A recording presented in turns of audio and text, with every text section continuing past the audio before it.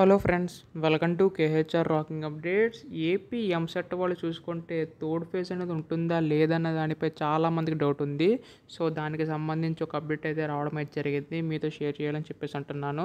అది good news bad news కూడా చెప్తాను. ఈ వీడియో స్కిప్ చేయకుండా చూడండి.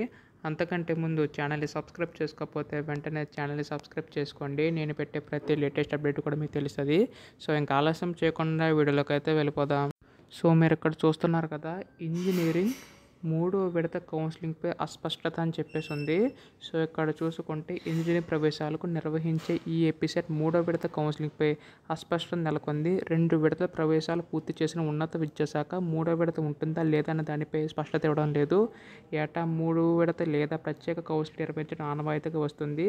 2 విడతలు నిర్వహించిన కౌన్సిలింగ్లో కన్వీనర్ కోటాలో 2,20,303 భర్తీ కాగా మరో 18,951 సీట్లు అయితే మిగిలాయి.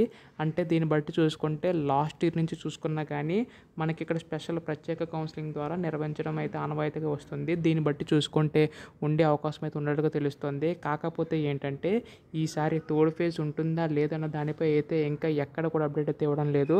అదే ఇక్కడ చెప్తున్నారు. దీనిపై కూడా మనకు గుడ్ న్యూస్ బ్యాడ్ న్యూస్ కూడా తెలియట్లేదు. ఉందంటే గుడ్ న్యూస్, లేకపోతే మాత్రం స్పెషల్ కోటా కింద మీరు స్పాట్ అడ్మిషన్ తీసుకోవాల్సి ఉంటుంది. ఈ విధంగా లేటెస్ట్ అప్డేట్ అయితే రావడం అయితే జరిగిందనమాట. సో థర్డ్ ఫేజ్ ఎంతమందికి కావాలో కింద అయితే కామెంట్ చేయండి. అండ్ మెయిన్ థింగ్ ఏంటంటే నారా లోకేష్ గారిని ట్యాగ్ చేస్తూ ట్విట్టర్లో ట్వీట్ అయితే చేయండి. దానివల్ల ఏంటంటే మన థర్డ్ ఫేజ్ ఉండే ఛాన్స్ అయితే ఉన్నాయి. అలాగే ఏపీ ఎంసెట్ వాళ్ళు కాల్ చేసినా కానీ వాళ్ళు రెస్పాండ్ అవ్వట్లేదు. మీరు కూడా ట్రై చేయండి.